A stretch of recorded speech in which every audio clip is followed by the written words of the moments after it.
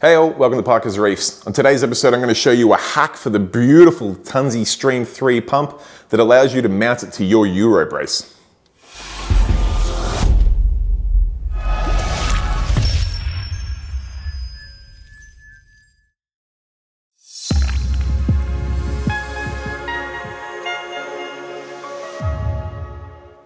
Alright, so a little while ago I did a review on the Tunze Stream 3s and I was absolutely blown away by the flow, the controllability, the quietness, everything about the pump I loved, except for the slightly awkward mounting position, style, and I guess the size of the pump. So in today's episode I want to run you through the little hack that I've come up with to make these pumps mount as unnoticeably in the tank as possible, have the cords out of the way, and still have them perform the function I need. So I've had one on the tank running now for about 4 weeks with my hack applied to it, and I wanted to put it through its paces to make sure that it was up to the challenge before I shared it with you guys here today. And I'm super happy to say that it's working a treat.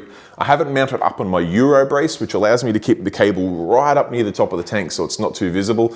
It allows me to position the pump any direction I want, which addresses a limitation of the other pumps I have in this tank, which is the MP60s, which again are a beautiful pump, super quiet, move a lot of water, have the dry side out of the tank, no cables. However, in this tank I can really only mount them on the back wall and push water back to front, which is fine, but I also need to move water side to side, and that's what I'm hoping to address with the Stream 3s.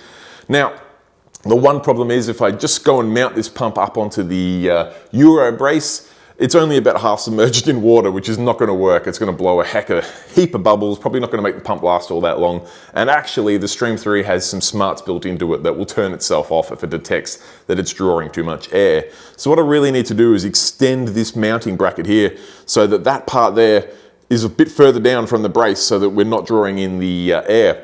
Like I said, I've already done it once. I'm gonna get to work on doing it with this second pump. I figured I'd grab the camera and take you guys along for the journey because it may help some of you out there work out a way to mount your Stream 3s, which again, are an incredible pump.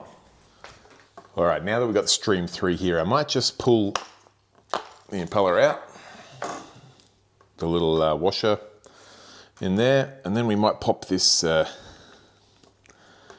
little front housing off as well, just to get those bits out of the way so we're not risking them at all. Now, as I mentioned, what I need to do is extend this part here. So I want this magnet actually up about here to get the pump further down into the water. Now, I scratched my head around this for a fair while, and the best thing I could come up with was actually pop this bit off. What I might do is pop these magnets off. Ooh, nearly had a mishap with the magnets there. You should always store these either apart or with some foam between them. Get these little rubber mounts out of the way. Now my plan actually is to drill a hole in the center here of each of these pads, add a titanium bolt, titanium because it won't rust, have that come up from underneath, run a little extension of pipe between there, and then mount one of these here that I can then mount to my magnet, and that will then extend the pump down that far into the tank. Of course, I need to use titanium bolts and also titanium nuts so that they don't rust in the tank at all, but it will extend, and you can use whatever length titanium bolts you require. It will extend the pump for my scenario down that far. So I think this is a good scenario, and like I said, it has worked for me well. The tricky part can be finding these little mounts. I was lucky that I had a couple, so I've glued a couple onto some spare magnets. So these bits will, that'll bolt on, and then that magnet will go on there. Conversely, that'll go on the other side, and then I'll use these magnets on the top of the Euro brace to hold it in place. I did need one more of these, and I found an old Tunze pump mount, which I'll just cut these side bits off here, and that'll allow me to use that in the same way. It's got the same spacing. So I guess the first thing we really need to do is pop this plate off, take it out to the drill press, pop a hole in the center, and then we can get to work. So to do that, I have to remember how we do it. We just lift these bits up here and push down. There we go. Just like that. All right, so you can see this plate here. We're gonna put a hole so I can mount a bolt through that way actually. And you can see the one little problem that comes up there is the bolt head's actually just a fraction protrude. So I'm actually gonna need to file that bolt head down as well, just to make sure that it doesn't hit against the housing of the pump at all. But That's no issue at all. In fact, when you have a look at the inside of the plate, it even has a nice little dot there to tell you where the center is, so you know where to drill. I'm going to take this out to the drill press, pop a hole in there. I'll come back in. I'll file the bolt heads down. We'll get them mounted in there. This end's not so bad. It's a little bit deeper at this end, the one closer to the base of the pump. But at the head of the pump, it's a bit shallower. So I'm going to need to file one of these bolts down. Then I can cut up some pipe to use as a spacer, so we can space that out. And then we can go about bolting it all together. So bear with me, I'll be back in 1 second.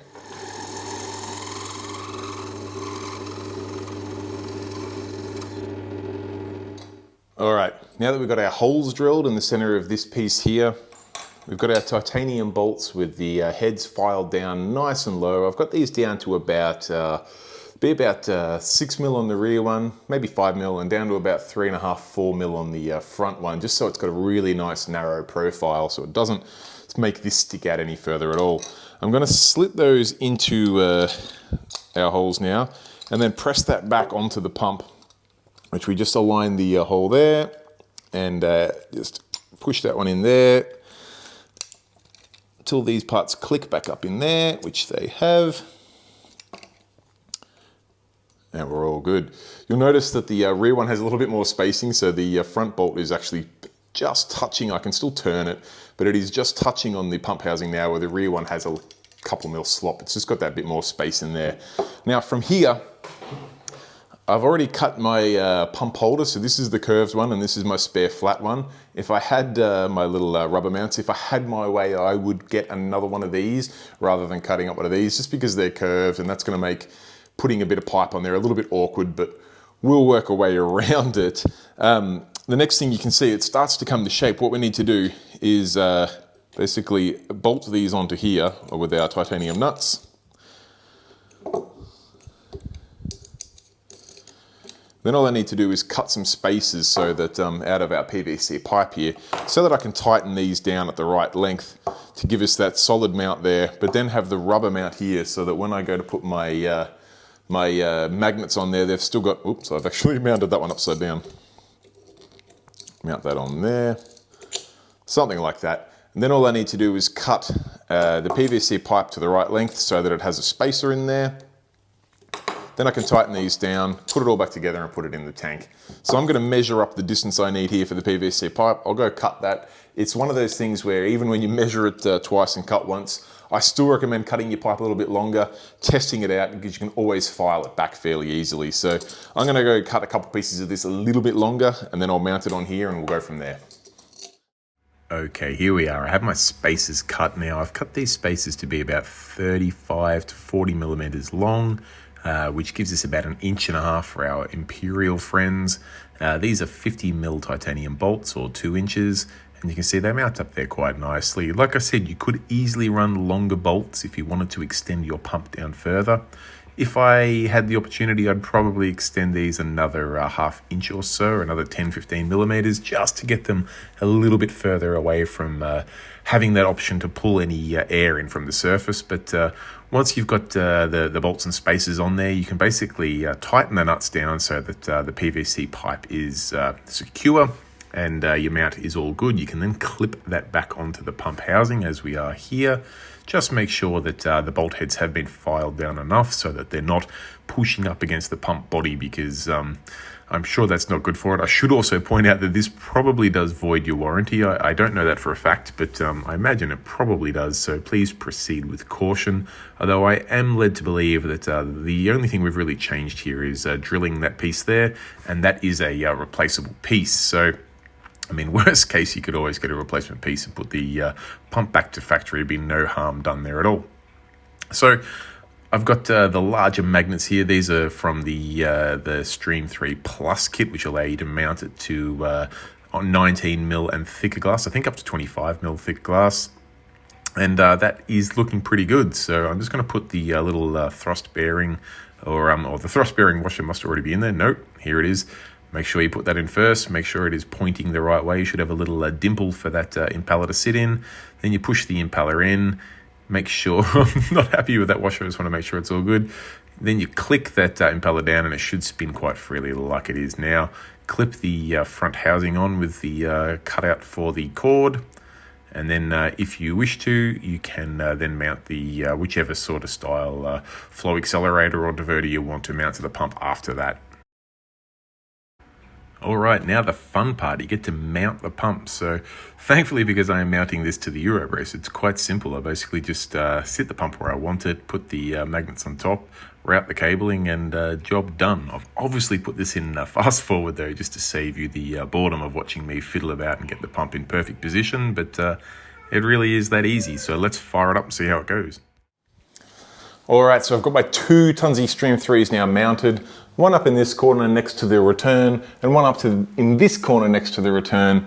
This one has just gone in, so the blue housing's extra shiny and makes it stand out a little bit more. But realistically, for two large pumps, they're fairly unnoticeable in the tank, particularly right next to the return outlets. Plus, they also give me the ability to push water side to side, which was something that my MP60s were not able to do. So I think I've hit the mark here in that the cords are not visible. I don't have cords coming up trying to find their way out of the tank. I've mounted my two Stream 3s, which, let's face it, they're large pumps, but large pumps flow a lot of water. I've managed to get them where I want them, and I've managed to get them pushing water side to side. So I guess the only thing left to do now is fire them up. Bearing in mind that I've only got a couple of little rescue pieces of coral in here at the moment, so I don't want to blast it to Kingdom Come. But it's kind of my philosophy with flow in these tanks anyway, particularly at the start of their life, before things have really grown in. I like to have lots of sources of low flow that I can then eventually turn up once the coral starts to grow in. I find it much more effective, albeit much more expensive, but much more effective than having one pump at 100%. I'd much rather have four pumps at 25% to calculate or to give you the same amount of flow, but just to give a little bit more variety, a little bit more randomness, and a little bit more different directions of the flow to hit the corals with, and just to keep that water as turbulent as possible. So I'm gonna stop talking about it. I'm gonna turn these pumps on. There we have it. I now have my two Stream 3s running at 35 to 40% power in a opposite mode. So when one's pulsing, the other one's not, and then vice versa. So they kind of, I've tried to set it up for a little bit of a wave action. I don't want the full wave box in here, but a nice little sway back and forth when I get some LPS corals in there will be perfect. So I'm pretty happy with the outcome. You can see the turbulentness, let's go with that, of the water up in this corner from the return and also the Stream 3. Things are looking pretty good. I'm happy with it. I'll give you a view of the water from the top. Again, these Stream 3s are only running at about 35 to 40% power. I've got two MP60s in there at the moment. I have two more that I will add in a little bit closer to the center, which will hopefully help push some of the sand back that way so that we don't just have these two bare corners in the front left and right. I hope this video has been helpful for you. I know when I did the review of the Stream 3, I had a lot of people saying those pumps are huge. How would you ever mount them in your tank without them being a huge eyesore? Let me know what you think. They're big pumps, they're in the tank. I really don't think they stand out all that much. You did have to do a little bit of DIY skills and a little bit of creative thinking, but there were no tools in this that were beyond the reach of any person out there. The titanium nuts and bolts, sure, they're probably not something that everyone has in their home toolkit, but they're something that can be picked up off eBay super cheap. I'll try and find some and pop some links down below. I extended these ones by about 40 millimeters. You could get longer bolts and extend them down even further if you wanted to. Of course, the further you put them in the tank, the more you will probably see them, and the longer the cable is going to have to come back up through the water. But you will also avoid pulling in air every now and then, particularly when I get a little bit of a wave action over on this side. This one just starts to vortice a little bit of air from the surface, which, to be honest, doesn't bother me that much. I don't mind a little bit of bubble going through there. It kind of replicates a bit of wave action anyway. So that's it, guys. Let me know what you think. That's my Tunze Stream 3 mounting hack. That's how I mounted them to my Euro brace to kind of replicate a Gaia. Let me know what you think. Pop any comments, questions, feedback in the comment section down below. If you don't know, I personally respond to each and every comment, be it positive or negative. Please try to go positive. If you have any questions at all, I'm always on there to respond as quickly as I can. If you've enjoyed the video, please do give the thumbs up. That will help the YouTube algorithm. Let other reefers know that this is a good video and other reefers may want to see it. And last but not least, if you could do me a solid by hitting the subscribe button down in that corner, it'll cost you no money at all. It'll take 2 seconds of your time and it'll greatly help me out on this YouTube venture, which will allow me to keep doing videos like this, sharing some DIY hacks that I've done. So If you're yet to subscribe, please consider doing so, guys. That's all from me. I hope you enjoyed the video. Till next time, guys, stay safe, keep reefing.